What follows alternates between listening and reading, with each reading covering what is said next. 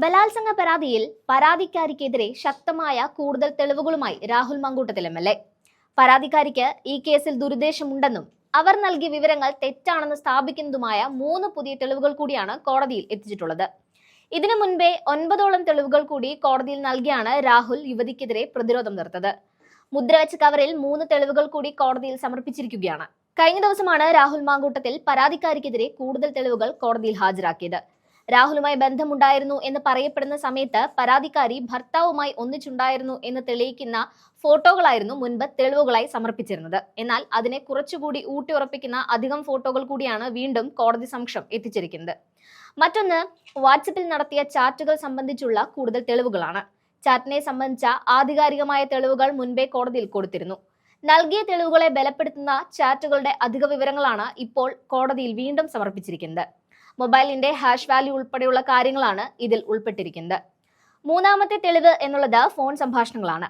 ഇപ്പോൾ പുറത്തു വന്നതിനപ്പുറത്തേക്ക് കൂടുതൽ സംഭാഷണങ്ങൾ രാഹുൽ അദ്ദേഹത്തിന്റെ ഫോണിൽ സൂക്ഷിച്ചിരുന്നു എന്നാണ് മനസ്സിലാക്കാൻ കഴിയുന്നത്. ഇരുവർക്കുമിടയിൽ പരസ്പര സമ്മതത്തോടെയുള്ള ബന്ധമായിരുന്നു ഉണ്ടായിരുന്നതെന്ന് തെളിയിക്കുന്ന സംഭാഷണങ്ങളാണ് ഇതിൽ ഉള്ളതെന്നുമാണ് അറിയാൻ കഴിയുന്നത്. രാഹുൽ തന്റെ നിരപരാധിത്വം തെളിയിക്കുന്നതിന് ആവശ്യമായ എല്ലാ രേഖകളും തെളിവുകളും കോടതിയിൽ സമർപ്പിക്കാനുള്ള ശ്രമത്തിലാണ്. ലൈംഗികാതിക്രമം അടക്കമുള്ള ഗുരുതരമായ കുറ്റങ്ങൾ ആരോപിച്ച പരാതിക്കാരിയുടെ മൊഴി കളവാണെന്ന് സ്ഥാപിക്കുന്ന രേഖകളാണ് പ്രതിഭാഗം ഹാജരാക്കിയിട്ടുള്ളത്. പരാതിക്കാരി രാഹുലിനെതിരെ നൽകിയിട്ടുള്ള പരാതിയിൽ പറയുന്ന സമയവും സാഹചര്യങ്ങളും അടിസ്ഥാനപരമായി തെറ്റാണെന്ന് സ്ഥാപിക്കാനാണ് ഈ പുതിയ തെളിവുകൾ ഉപയോഗിക്കുക.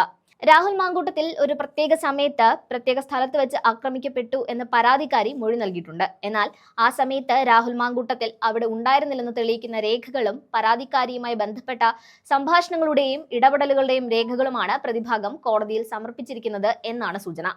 മുൻകൂർ ജാമ്യ ഹർജി ജില്ലാ സെഷൻസ് കോടതിയിൽ ഫയൽ ചെയ്തതിന് ശേഷം രാഹുൽ 2 തവണയായിട്ടാണ് മുദ്രവെച്ച കവറിൽ കോടതിയിലേക്ക് തെളിവുകൾ എത്തിച്ചിരിക്കുന്നത്. ഒളിവിലിരുന്നാണെങ്കിലും പരാതിക്കാരിയെ പ്രതിരോധിക്കാൻ കഴിയുന്ന കൂടുതൽ തെളിവുകളാണ് രാഹുൽ കോടതിയിൽ സമർപ്പിച്ചിരിക്കുന്നത്. കേസിന്റെ ഓരോ ഘട്ടത്തിലും അന്വേഷണ സംഘം പുതിയ തെളിവുകൾ എന്നോണം കണ്ടുപിടിക്കുന്ന ഓരോ കാര്യങ്ങളെയും കൗണ്ടർ ചെയ്യാനുള്ള മറു തെളിവുകളുമായാണ് രാഹുൽ കോടതിയെ സമീപിക്കുന്നത്.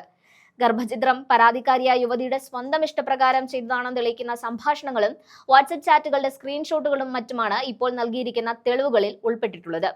എന്തായാലും 3-ാം തീയതി ഹർജി പരിഗണിക്കാനിരിക്കെ അതിനു മുന്നേ തന്നെ രാഹുൽ കീഴടങ്ങിയേക്കുമെന്ന അഭ്യൂഹങ്ങളും പുറത്തുവരുന്നുണ്ട്.